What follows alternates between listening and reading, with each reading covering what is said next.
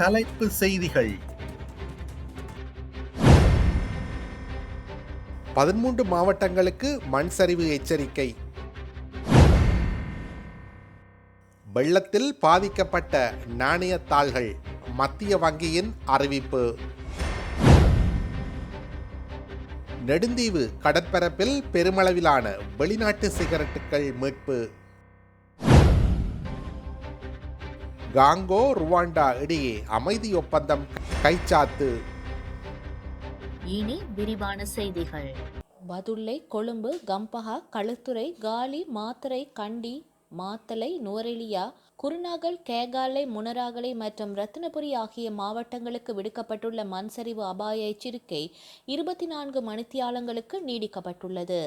தேசிய கட்டட ஆராய்ச்சி நிர்வாகம் வெளியிட்டுள்ள பிந்திய அறிக்கையிலேயே மண் சரிவு தொடர்பாக இந்த எச்சரிக்கை விடுக்கப்பட்டுள்ளது.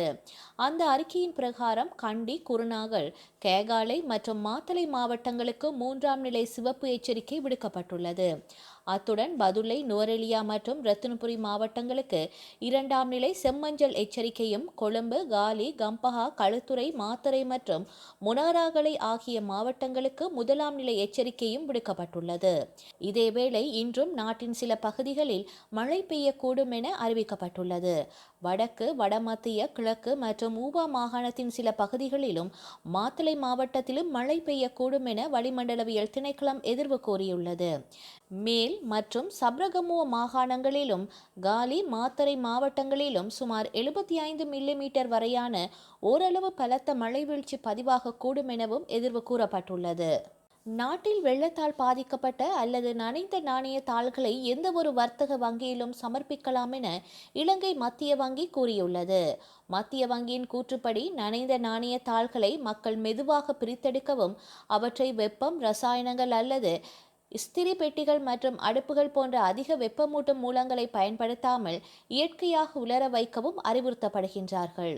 பயன்படுத்த முடியாத நாணய தாள்களை பரிமாற்றம் செய்வதற்காக எந்த ஒரு வர்த்தக வங்கியிலும் சமர்ப்பிக்க முடியும் என்று மத்திய வங்கி அறிவித்துள்ளது. மேலும் சேதமடைந்த நாணயத்தின் மதிப்பை பாதுகாப்பதற்கும் பாதிக்கப்பட்ட பகுதியில் மீட்பு முயற்சிகளுக்கு ஆதரவளிப்பதற்கும் இந்த நடவடிக்கை நோக்கமாக கொண்டுள்ளது.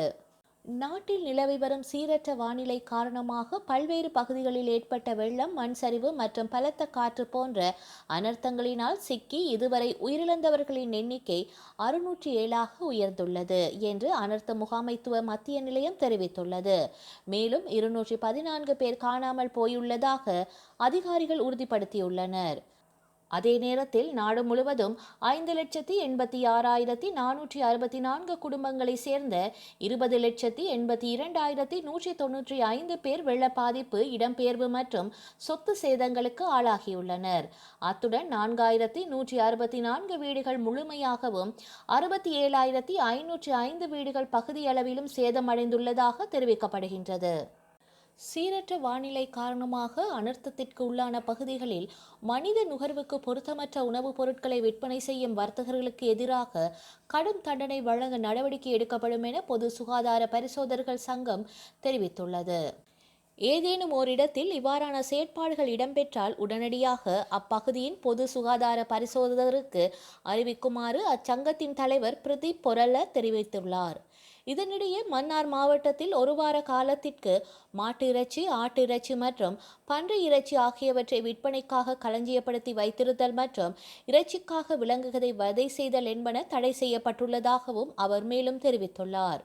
அத்துடன் சீரற்ற வானிலையால் பாதிக்கப்பட்ட பகுதிகளில் தொற்று நோய்கள் மற்றும் பரவும் நோய்களை கட்டுப்படுத்துவதற்கு தேவையான நடவடிக்கைகள் எடுக்கப்படும் எனவும் அவர் மேலும் குறிப்பிட்டுள்ளார்.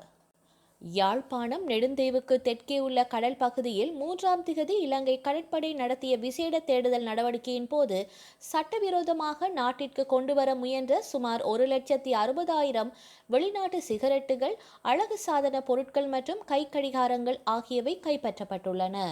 அதன்படி வடக்கு கடற்படை கட்டளையின் இலங்கை கடற்படை கப்பல் வசப நிறுவனத்தினால் நெடுந்தீவுக்கு தெற்கே உள்ள கடல் பகுதியில் நடத்திய இந்த சிறப்பு தேடுதல் நடவடிக்கையின் போது கடல் பகுதியில் கைவிடப்பட்டிருந்த 9 சந்தேகத்துக்கிடமான பைகள் பரிசோதிக்கப்பட்டன.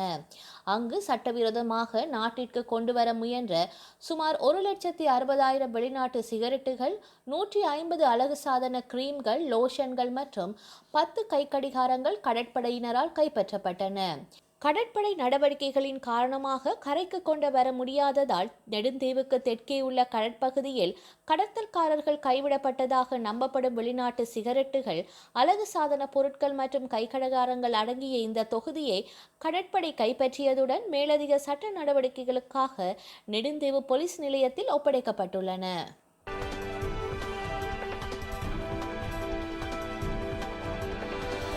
பாகிஸ்தானில் பாதுகாப்பு படைகளின் தலைவர் என்ற புதிய பதவி உருவாக்கப்பட்டுள்ளது.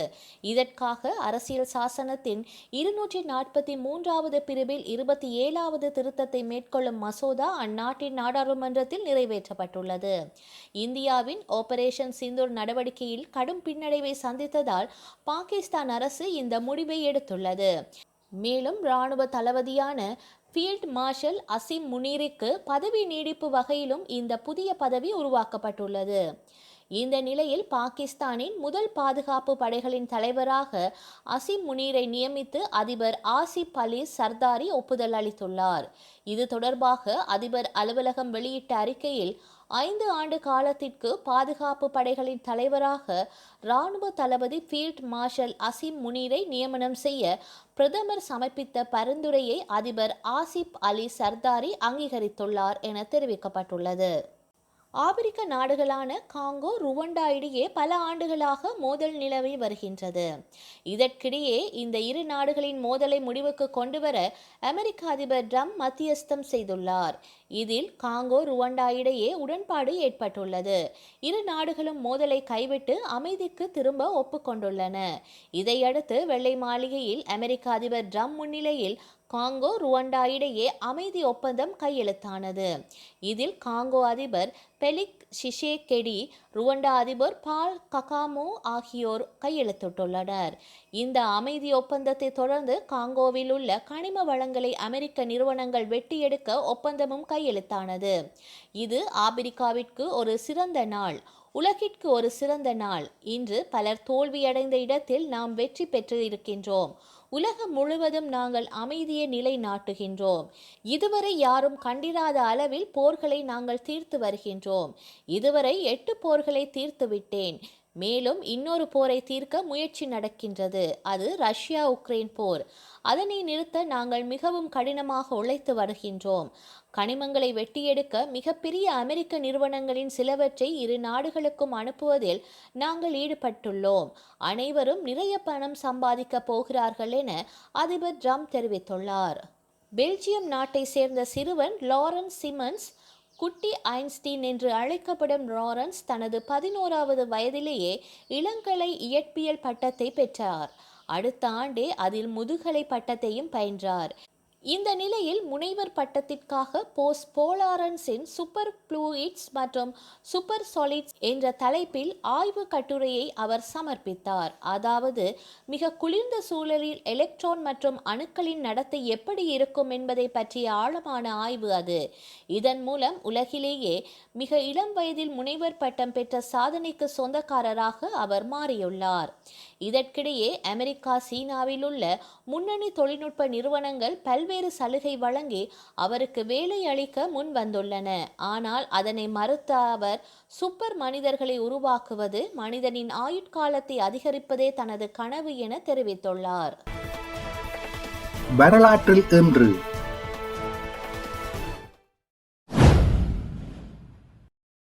1897 வாடகை வாகனங்கள் உலகின் முதற் தடவையாக பிரித்தானியாவில் சேவைக்கு விடப்பட்டன. 1971 இந்தியா வங்காளதேசத்தை அங்கீகரித்ததை தொடர்ந்து பாகிஸ்தான் இந்தியாவுடனான அனைத்து தூதரக உறவுகளையும் துண்டித்தது. இந்திய பாகிஸ்தான் போர் ஆரம்பமானது. 1992 அயோத்தியாவில் ராமர் பிறப்பிடத்தில் கட்டப்பட்ட பாபர் மசூதி இடிக்கப்பட்டதை அடுத்து இடம்பெற்ற கலவரங்களில் 1500 பேர் வரை உயிரிழந்தனர். 2017 ஜெருசலம் நகரை இஸ்ரேலின் தலைநகராக அமெரிக்க ஜனாதிபதி ரொனால்ட் ட்ரம்பின் நிர்வாகம் அதிகாரப்பூர்வமாக அறிவித்தது. செய்திகளை உடனுக்குடன் தெரிந்து கொள்ள உடனே சப்ஸ்கிரைப் செய்து பெல் பட்டனை கிளிக் பண்ணவும்.